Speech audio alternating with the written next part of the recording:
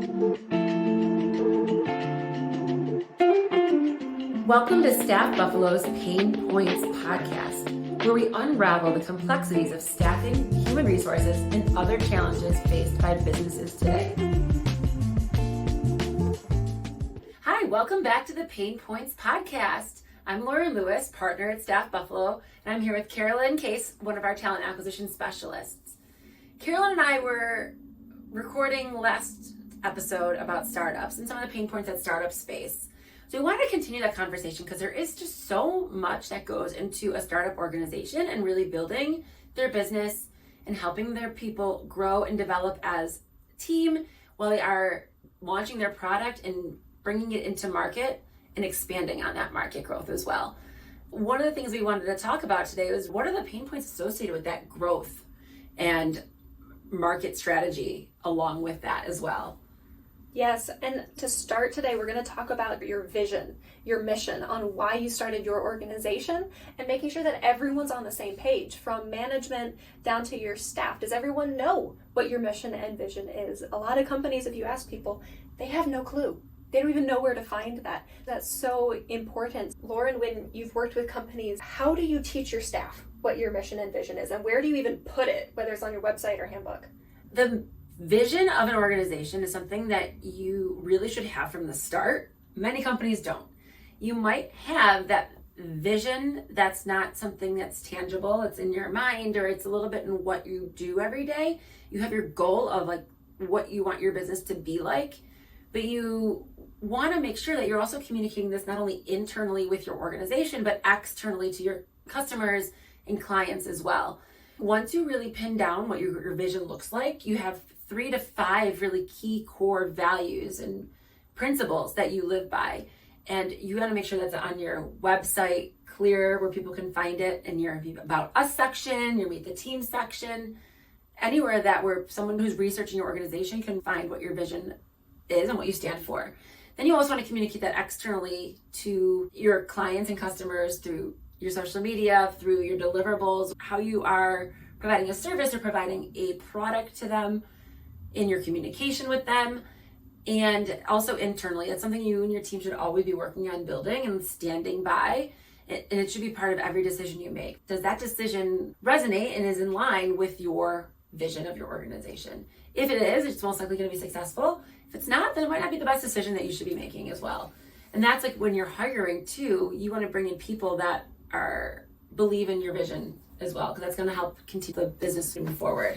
I was just thinking, as you said that I've done some interviews with some people that have looked on the website already for whatever company is hiring and saying, I read the mission statement and I love it so much. I really want to work at this specific place. It's not just because I need a position, but I believe in your values and I want to participate in that because I share that. So yes, if you can have it external where people can see it on your website, on your social media, where your staff and your company lives up to those values, if someone can say, oh, this company clearly has those already with just the way they treat their staff, with the way they treat their customers, then that's so special.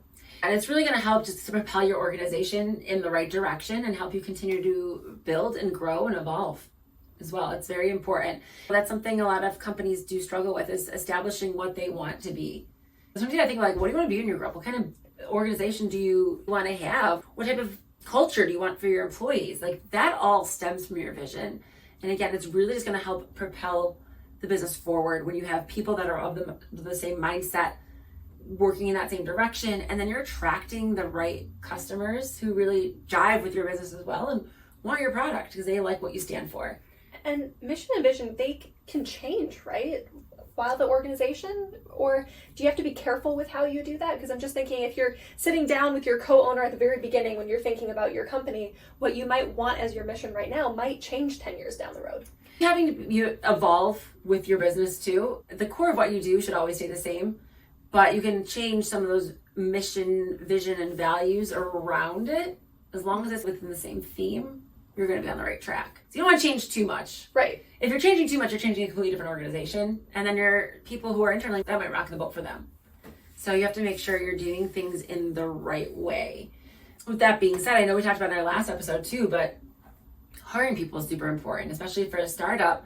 One of the pain points that startups can face is not having people who can be agile or flexible with the organization and the way the organization changes as it grows as well. That's super important for businesses, to make sure you have people that help you grow, help you implement processes and procedures and different aspects of the business, so that we are all working to move the business forward together. And having people that can adapt and flow with the business is really going to help do that. Last time we referred to it as people that are willing to wear multiple hats. Mm-hmm. To say, this is the need right now. It's not technically in my wheelhouse, but I'm willing to try to learn. Get outside your comfort zone, and being agile and being able to be uncomfortable occasionally. As we said, that good feeling of uncomfortable is really important. One of my favorite quotes is, be comfortable with being uncomfortable. That's where you grow. When you step outside of your comfort zone, you really learn and grow and develop as a human. And we always need to be a little uncomfortable, so we're all continuing to grow and evolve too. A company I'm familiar with is very much in a startup phase, to the point where they don't have a lot of like a set onboarding or policies and procedures in place. They have them, but they're still not like defined, right? When hiring someone that is very used to a very corporate established structure, they do not thrive there. This company like really needs people that understands that this is a new business and it's growing extremely fast. When you have a company like that, the policies and procedures might not be like cemented in stone, because that's not the pivotal need right now. The pivotal need is, how do we get more product into the hands of customers as we're growing and our demand is increasing and our partnerships are increasing. You need to have a person that understands that and is going to feel the need to be a part of that organization to help establish some of those key policies, procedures, and just continue to establish the business as it grows. Sometimes your first hires, it's not your human resources person, it's not necessarily your accountant, your marketing manager, right? Sometimes you lean on people externally for that, but the people inside your business who can kind of hustle and grind with you as you're growing the business, those are your first hires. They might not have any HR skills at all. Until you get to that point, you need people that can ebb and flow with the demands of that. Yes, but hopefully they can help you write those policies and procedures. It's great if you can hire someone who's okay with nothing being concrete and they're just kind of picking up tasks as they come along, but it's really nice if then they can look back and say, when I was onboarded, this is what was missing. Exactly. And then they can help write that with their coworkers for the next time that someone is hired, because they are the ones who most recently went through it. Exactly. We talk about that a lot at StaffBuffalo too, as we've grown and evolved our business over the years too, is making sure we have trainings in place and updating the training. We use a lot of different technologies like Microsoft OneNote and Microsoft Planner and Microsoft Teams to make sure that we are documenting a lot of the trainings that we use internally. And the pain point for a lot of organizations sometimes is they don't know what technologies to use to help with this, how to do it. Sometimes you just do something on the regularly and you don't think, oh, I should record how I do this so that when the new person gets hired online and this becomes part of their job, how do I train them? What if I'm not here? You're out sick, you're on vacation. Someone needs to know how to find and figure out what to do from a training perspective. Or even if you just get confused. Absolutely. You just need a refresher. It's nice to have for us. We keep track of all of our screen recordings. We keep track of which YouTube videos and YouTube channels are the most helpful for teaching you how to do things.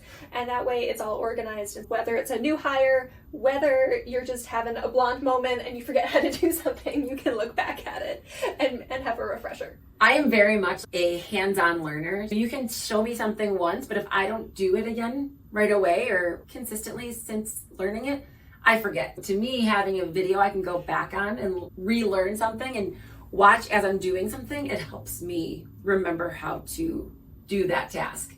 I think companies, as you're growing, like make sure you are doing video recordings of some of the key tasks that your employees need to do so that they can be trained efficiently, and you don't forget how to do something. And as all companies use tech, we always have to remember that tech is always changing. Always. You can't even rely on a video about any of the Microsoft things, because we use the whole Microsoft suite from a year ago, because there are updates every year. That's just another thing to remind ourselves, is you have to have new trainings all the time, or else you're not being as efficient as you could be. No, absolutely. And like you said, staying ahead of that. They change all the time. Make sure you're going back in and like maybe re-looking at it, updating the trainings, and just reestablishing like what's the current training for today versus a year ago, making sure that's up to date. It's only going to help continue with hiring and training in the future. When we talk about startups and helping them grow, the pain points they navigate as they're building their business and growing their teams are really those operational efficiencies. Operational efficiencies and improving these operational efficiencies are super important for startups. Their goal is to get their product to market, increase their market value, increase their audience, increase their customer base. What can they do internally to really help them achieve those goals? A lot of companies, you don't want to be doing repetitive tasks. The more times you're doing repetitive tasks, you're wasting time and you can put some of that energy elsewhere. So you want to make sure you are streamlining repetitive tasks. Find a technology that can help you with those repetitive tasks so you're not doing it. For example, Carolyn, on our talent acquisition service, you work with a lot of our clients to help really streamline their recruiting process. Yes, especially with startups when you have a limited number of employees, you can't be asking 3 of your 5 employees to be doing something that they just have to do all day, every day that's super repetitive. We work with companies with tech and to automate a lot of emails going out to keep track of data so it's not people doing everything. Applicant tracking systems will also help reduce human error, which is really, really important. But yes, it automates the emails going out. It automates jobs and where they're posting and where those applicants and resumes going. It helps automate everything. It takes the amount of work that has to be done by a single person and drastically reduces it. We've worked with some companies where they're large companies, but they're still trying to check every single application and resume on an Excel file. Oh my gosh. You are going to be losing data. You're losing people. You're losing contact information. Your information is inaccurate. And also it takes a long time. So there are all these software systems. And the nice thing about applicant tracking systems is that it frequently connects to your payroll. Exactly. There's usually a very easy way to start using systems like these that people just don't know about, but it helps reduce the amount of work drastically. One of the things you said was key is really saving time. How can we make sure we're saving time and operating efficiently to make sure that, again, we're reaching the end result? We're growing our business, we're growing our customer and client base, and we are satisfying the need that our product or service satisfies. We're making sure we're delivering on that each and every day. Sometimes people don't realize that there's these technologies out there that can help them really automate and streamline repetitive tasks to make it that much easier. So we're not doing the same thing over and over again and wasting time. Well, to even go back to what we were saying previously about your tech trainings and whether it's Microsoft or something else, even outside of recruiting, Outlook has so many nifty little tricks that will help you email huge numbers of people or connect with other programs that you're using. So even beyond just the world of recruiting and HR, there are all these automation tools that can help you be more efficient, and they're not that difficult to learn. It can be daunting, I realize, to sit down and watch those videos and learn about them, but they're very, very helpful. What are some of your favorite tricks and tips in Outlook that help you stay efficient, Carolyn? I love flagging emails and connecting it to my tasks and connecting it to my calendar so I don't have to create a whole separate kind of to-do list and remember the dates of when I want to follow up with someone. It's a click of a button, and you might need to know which button to have to click. Right. But it puts it on your calendar, it puts it in a place with all of your other tasks. So those kinds of things, or sending out emails to mass numbers of people but hiding certain emails. You know things like that you sometimes have to do when you're working with customers and clients. Those are so helpful. One of my favorite things too, sometimes we have so many emails coming and going all day long, and you can find related emails. And so you search for the subject, the person who sends you the email, and then you click find related, and it pulls up all the messages related to that particular email, which makes it so much easier instead of searching through your inbox, which you want to make sure you have a clean inbox. That is number one. But if you do a search, it pulls up things that you get from your deleted inbox. So even if you're doing a search, it'll help you bring that search smaller and smaller and really hone in on exactly the email you're looking for. Same reason I love rules. Oh yeah. The rules of what's coming into your inbox, it just goes automatically to the folder where I need it to go, and it keeps track of things. So I'm not hunting in my inbox for the one email. I always tell some of our team too, you have to set up that window alert.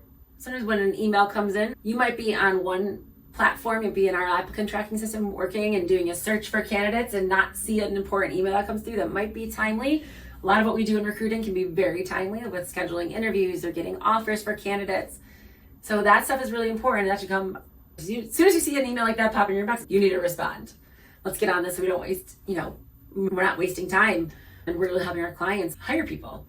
Having that window, you can change the setting on those, like that little window alert that can tell you who you want to have that come in from and who not. Sometimes because it can be overwhelming if you're having a window alert pop up for every new email. So yes, there's definitely different rules you can set for that too, which is really, really great and helps improve. Again, we're just looking to improve how we can be better as team members and employees and helping our businesses move forward. That helps kind of streamline some of the operational efficiencies of an organization. So every person on the team is operating at their most efficient way.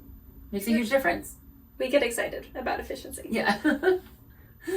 I was at coffee 2 weeks ago with the president of 43 North. So 43 North is one of the big startup programs in Western New York.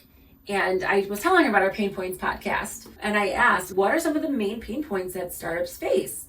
And she had mentioned to me that, of course, the main thing is financial pain points. They're always working with their startup companies to help find investors for their businesses so they can start growing and take off and really building their business to take it to the next level. But it's also the financial component, like as you're continuing to navigate that growth as well.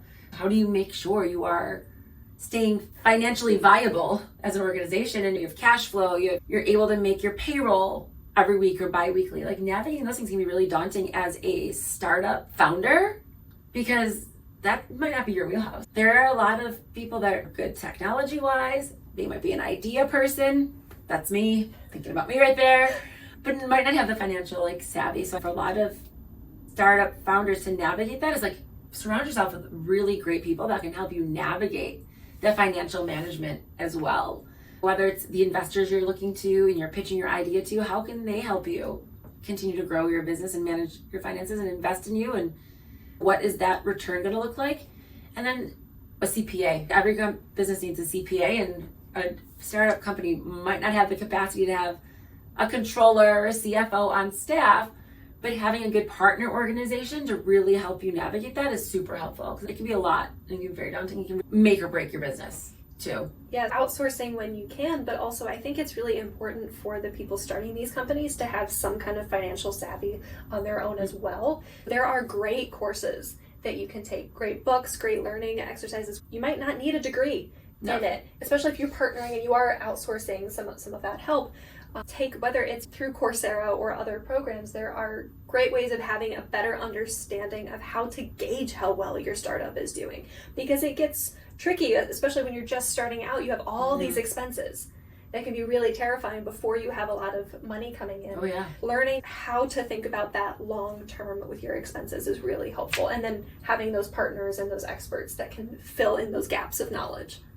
I always say you should surround yourself with experts because they're going to be the ones that can help you, and it's a lot of times low overhead because you're only using them on a consulting basis as needed. It can be really fractional. You can pull them in when you need them, or they're there on the back burner when you do need them, and if you don't need them, well, then you're not paying someone a full salary for that as well. You'll just really pay them for the time they spend working with you and your organization. It can really be a game changer as you're growing and navigating your business. There is a lot of risk that also goes along with the financial management as well. How do you manage that risk? What will your ROI be when you're looking at ideas? Sometimes I think startup founders, they have a lot of ideas. They want to really, number one, they're taking a big risk building a startup. But number two, they might have all these ideas where they want the next big thing. They're like, what else can I do? And the risk around that, well, are you going to get a return on your investment for that? Is there going to be profit from that? Looking at all those things can help you navigate, if it's a good business decision for your organization too. And I think kind of managing that and working with a team of people around you, business consultants, to help navigate those things is really important too. Yeah, whether it's consultants or whether it's getting back to hiring people who have worked on startups in those specific niches, if you can, is super, super helpful to have someone come in. And even if their previous work, the company flopped, because sometimes they do, sometimes something, it doesn't quite work, they can at least come in and say, this was the lesson learned. Absolutely. You don't need to make every mistake yourself. You can learn from other people's mistakes too and their wins. Oh, absolutely. It talks to another point. We talk about, the pain points of navigating growth for a startup. We touched on a little bit about those strategic partnerships and alliances. Those other businesses in your same industry, lean on them. Yes, some might be your competitors, but some might be a great strategic alliance that maybe you can partner up with and help you get into certain markets and really launch your product, and just have a good group around you, association to learn from and continue to evolve with and learn about the changes in the market. I think that's super important too. It's not just like having experts of a CPA on hand or attorney. It's other professional alliances too that can really be a game changer for your business as you're growing and navigating it as well. And then there's other startups who've been through it. Maybe they're not in your industry, maybe they have a completely different product, but they've been through this. They've figured out how to navigate and grow their business, and you can commiserate on the challenges you face together and celebrate the wins, and that's just only going to help you build a great connection of people around you. And that's a lot like the companies that are in the 43 North family of businesses and portfolio businesses. They have that. They have a great network of support amongst the other 43 North portfolio companies, the partners that the 43 North brings in to really help make each of these businesses successful, because in Western New York, when these companies are successful, we're all successful. It's bringing new jobs into our community. It's bringing more money into our community. It's bringing more resources into the community. The more we can do to all help and support businesses, it's only going to be better for the whole community and the economic development of it. Absolutely. What other pain points that you have seen, Carolyn, with some of our customers we've worked with that are more in the startup? I've noticed some companies, after a certain amount of time where they've been growing, have kind of the what now moment. They've hired a good number of people, they're on track, they're getting customers, and then they decide they want to innovate something new. They want to branch out, but they have trouble figuring out, how do we continue to grow? Mm-hmm. Because sometimes in the moment of how do we just achieve what we want to be achieving right now, how are we getting there? And then once they do, it's okay, we don't want to stall here. And one of the ways that's really helpful that a lot of companies have kind of learned how to go forward is just listening to their customers. Yeah. When we've helped with some of their social media, we will sometimes see some of the messages coming in, and it's frequently customers saying, hey, do you do this other thing? Do you have a newsletter? Do you partner with this company because it's kind of similar? If your customers are already asking questions, that's a great kind of clue in the direction to go. That is a need. That's a great way to see what your clients and your customers need. And you kind of follow those trends. When they get to that point with the business, sometimes it's just survival mode when you're starting your business and you're just trying to get through the first few years, and you're doing everything you can to keep hitting your goals and achieving revenue and building your team and selling your product. That you do get to that point, you're like, okay, what's next? How do I continue to grow my business and grow my market and my team? And sometimes it is looking at what your customers are telling you, what they need, because that's right there. That's easy, free, like market intelligence.